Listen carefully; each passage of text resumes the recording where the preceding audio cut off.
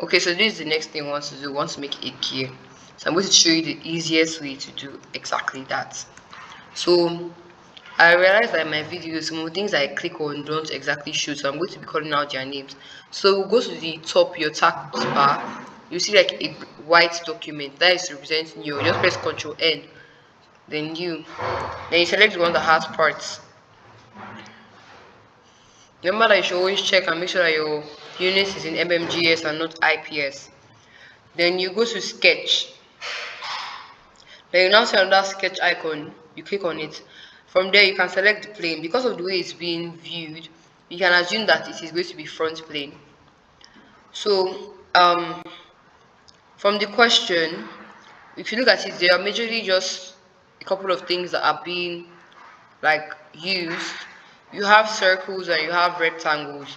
So you take with your circle tool, you click on the center of the circle, then there are like two circles, so actually three, but for now we just need to do two.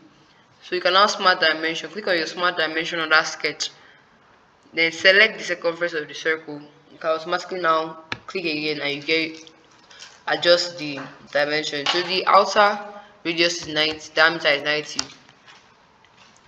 then the inner one is 50. So now you have it. So all you have to do right now is just extrude. Now for the gear itself, you see what I will do to help you like do the gear. So the height of the gear is 10, so just put it in 10 and click enter. So you have extruded the object. So the next thing you do is that you go back to your sketch, click on rectangle, so you can use center rectangle, then you select the surface you want to draw. You can click on that side of the gear because both sides have the same drawing.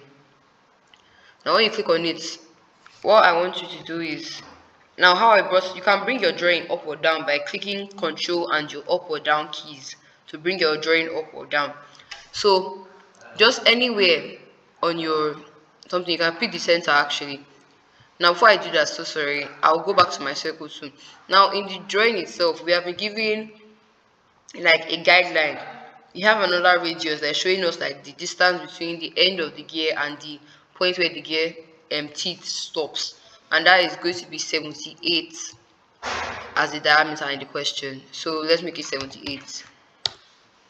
Now after doing that, you go and do what I was saying before. You go to your rectangle tool, preferably center rectangle.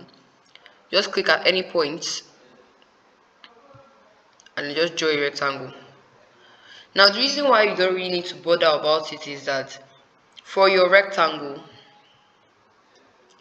the only thing they told you about the gear teeth is that the distance here is 10. So just go to your smart dimension, and you adjust this side to 10. That's the thing to worry about. The reason why is that when I was explaining earlier, I explained that for you have different features.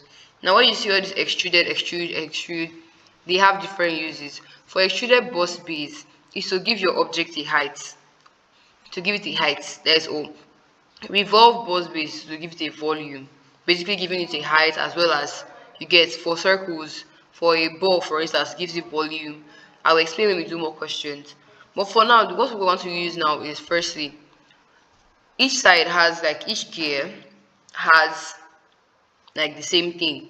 So counting the number of teeth on the gear that we have in this question, there are exactly 16.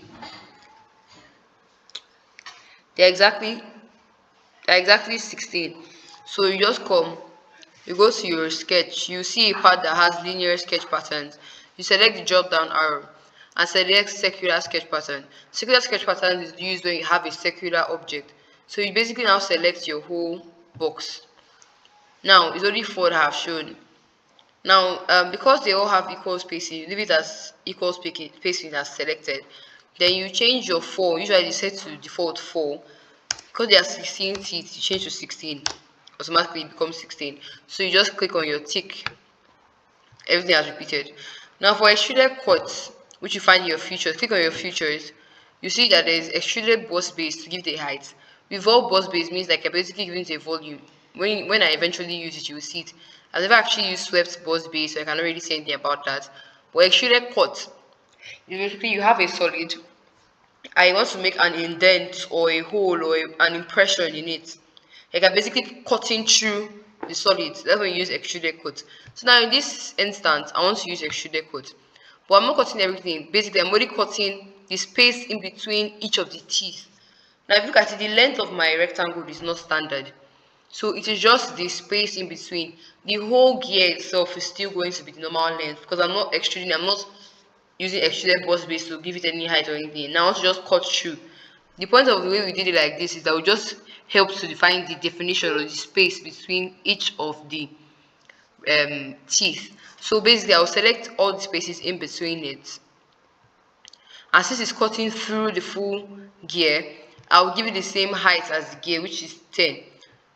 It's already in 10, so I won't even have to bother myself. I'll just select all the spaces in between each of the rectangles. Now you'll see what will happen and I'll explain why it happened. So, okay, so it's 10 already, so I just stick on it. So if you look at it, everything has gone. Now if you look at all these rectangles, all those extra parts, they did not appear. Why? Because all of them are still plain figures. They are just on the surface. We didn't extrude them, we didn't give them any height. So once we do anything else apart from extrusion on them, they will automatically disappear. So with that, we're done with our gear basically. The gear is already set. So if you want to color it at the same time, right now I feel like everybody should have gotten used to coloring. If you have any difficulties with coloring or anything I've said before, don't forget to put it in the comment section so I'll work on it in the next video. So let's color the drawing. Here is basically red according to the drawing.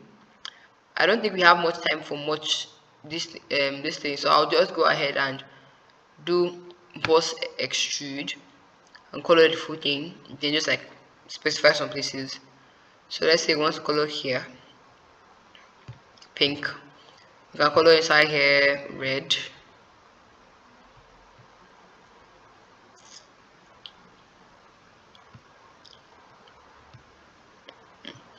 if you have watched any of my other videos you'll be able to understand how to do appearances. So basically, let me just say it again. If you select any surface on your drawing, there's going to be a small mini box that will appear. You click on the appearance that has a pencil attached to it. If it's just that place you selected you want to color, you click on the face one, whatever. Or if it's the thing you did, let's say extrusion, extruded boss base, extruded cut, revolve. If it's that whole thing that you did that you want to color, you select there. If it's the full object, you select on body basically. So this one I want to just do any place that I actually cut. So let me just go to cut extrude. So automatically once I pick a color, all those places will turn to the color that I want it to be. So here is, let's see, like this, something like this. So with that we're basically done with our gear. Yes.